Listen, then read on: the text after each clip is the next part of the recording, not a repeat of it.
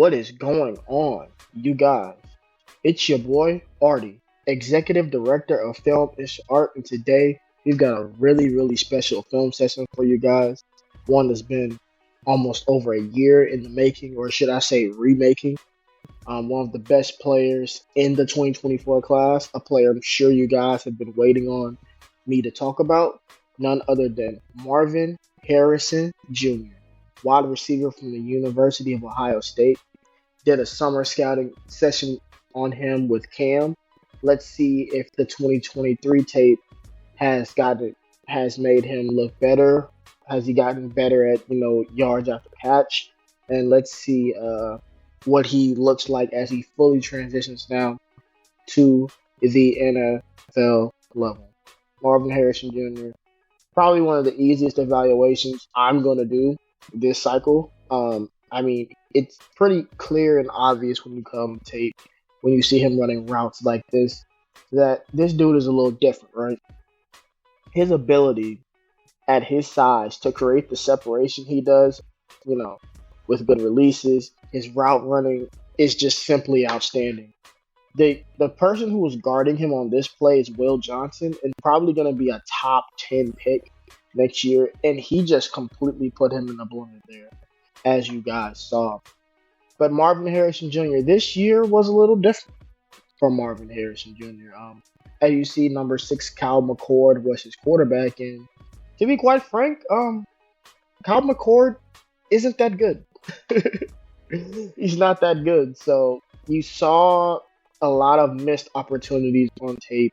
You saw a lot of times where Marvin Harrison Jr. was open, but Kyle McCord was holding the ball too long, throwing to other receivers who happened to be open. But you see a lot of good on tape. And where I want to start the dialogue with Marvin Harrison Jr. is you saw a effort to increase the yards after catch ability. That was something that me and Cam last summer talked about. That was a big thing that Marvin Harrison Jr. needed to continue to work on. And you saw that this season. You saw him, getting more yards after catch.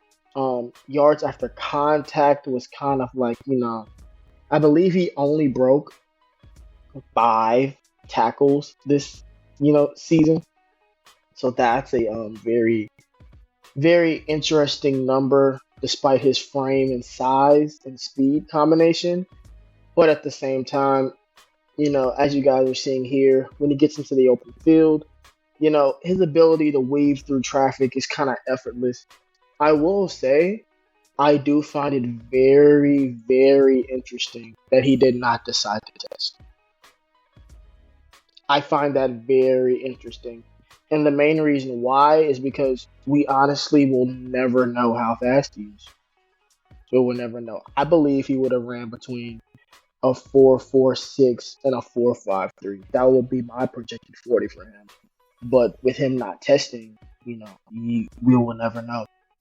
But honestly, I don't think we really need to. There have been plenty of receivers at his height and weight, combination that, have run like 4.55, 4.56, and been totally fine in the pros.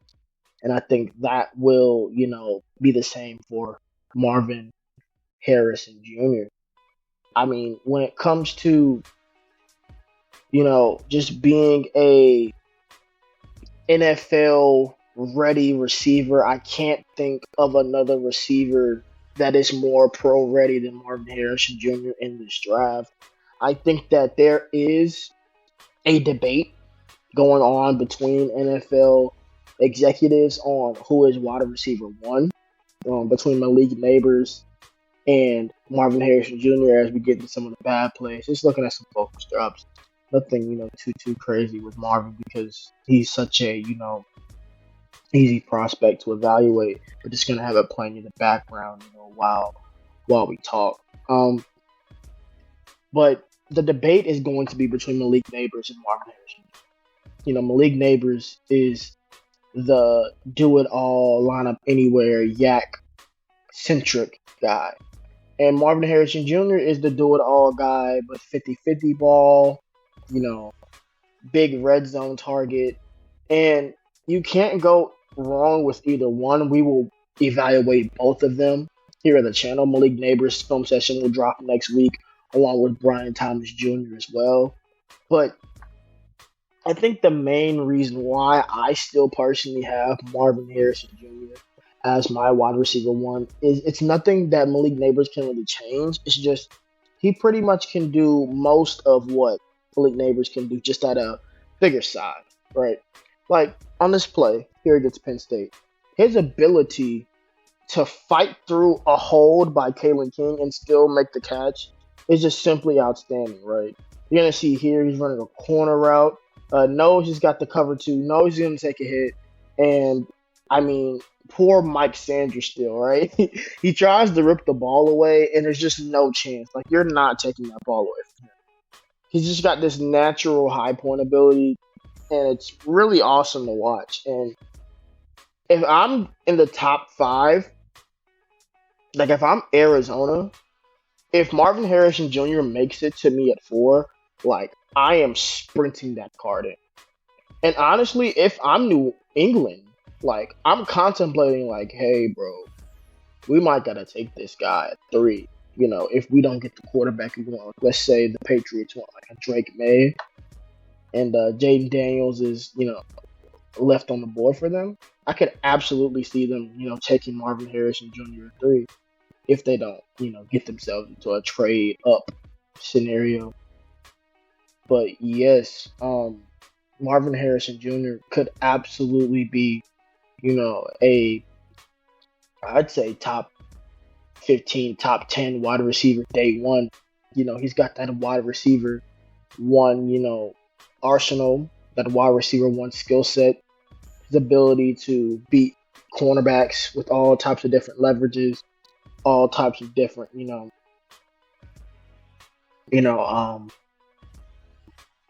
releases, all different types of, little tidbits and tendencies to, beat defenders.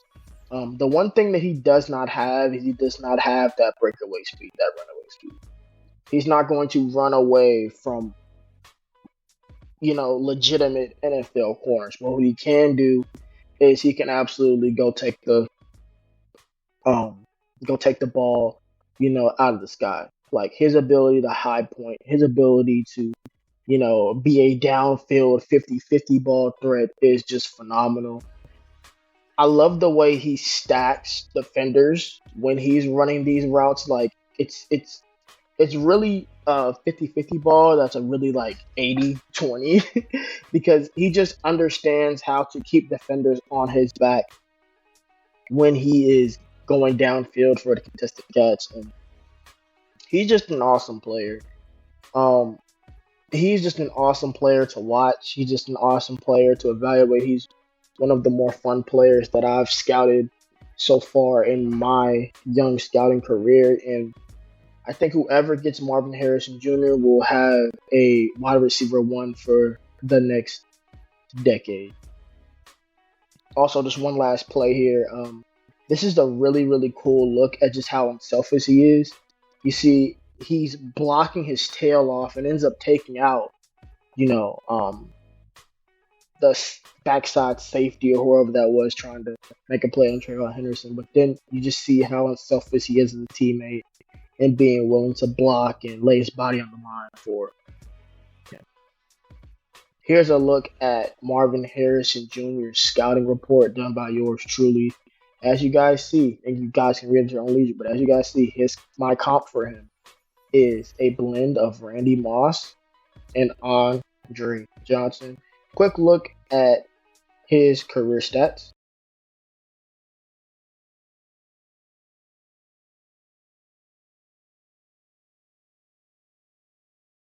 And again, that NFL comp for him is Andre Johnson and Randy Moss. If you like the video, please like the video and consider subscribing to the channel. Have a blessed day.